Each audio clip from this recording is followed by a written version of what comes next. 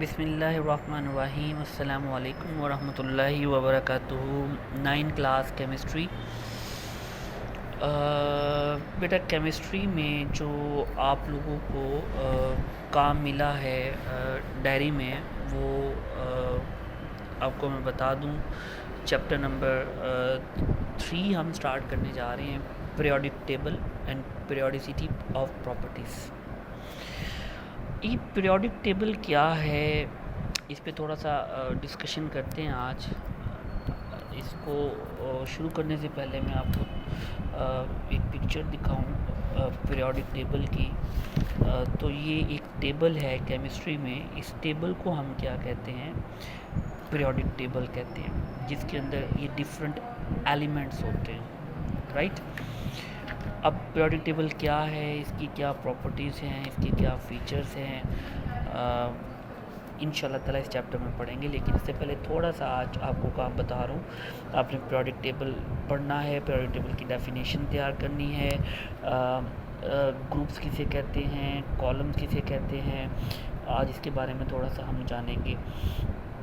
19वीं सदी में जो कीमियादान थे, केमिस्ट थे, उन्होंने अपनी बहुत सारी कोशिशें की कि किसी तरीके से जो एलिमेंट्स, आपको पता है केमिस्ट्री में आपको डेफिनेटली टीचर्स ने एलिमेंट्स के बारे में बताया होगा कि डिफरेंट एलिमेंट्स होते हैं जो एग्जिस्ट करते हैं। अब वो एलिमेंट्स को, चूँकि बहुत सारे एलिमेंट डिस्कवर हो रहे थे वक्त के साथ साथ, उन्हें किस तरह से सिस्टमेटिक वे में अरेंज किया जाए। अब ये एफ़र्ट उनकी जारी थी कि इन एफ़र्ट्स के नतीजे में उन्होंने पीरियोडिक टेबल जो है वो डिस्कवर किया, जिसको एक प्रॉपर पीरियोडिक लॉ के तहत अरेंज किया गया। On the basis of this law, the elements known at that time were arranged in the form of a table which is known as periodic table। आपको कहा ना कि ये एलिमेंट्स वक्त के साथ साथ डिस्कवर होते गए, वो पीरियोडिक टेबल का हिस्सा बनते गए। अब उस दौर में 19वीं सदी में जो एलिमेंट मौजूद थे, जो डिस्कवर हो चुके थे, अब उन एलिमेंट्स को एट दैट टाइम हमने एक टेबल की शक्ल में अरेंज कर दिया।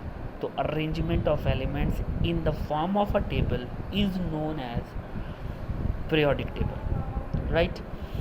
सो इसकी सबसे सिग्निफिकेंट फीचर ये थी कि इस टेबल के अंदर वो एलिमेंट्स जो अभी तक डिस्कवर नहीं हुए थे, प्रिडिक्टेड थे, वो उनकी प्रॉपर्टीज़ का भी उनकी प्रॉपर्टीज़ को भी क्या किया गया था, प्रिडिक्ट किया गया था। It predicted the properties of those elements which were not discovered at that time. And vertical column that were called groups and horizontal lines were called periods।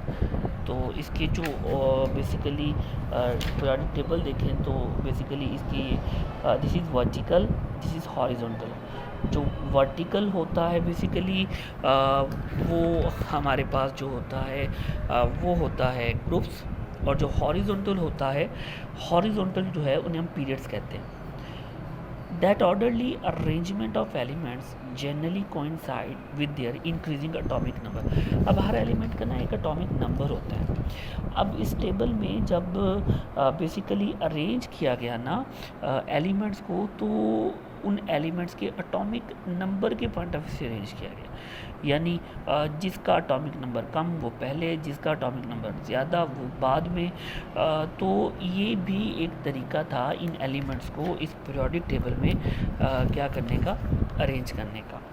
तो ये टेबल जो थी डेफिनेटली इसने साइंटिस्ट के लिए इसमें बहुत सारी इंफॉर्मेशन थी। It contain the huge amount of information. तो आज सिर्फ आपको यहाँ तक क्या करना है, याद करना है।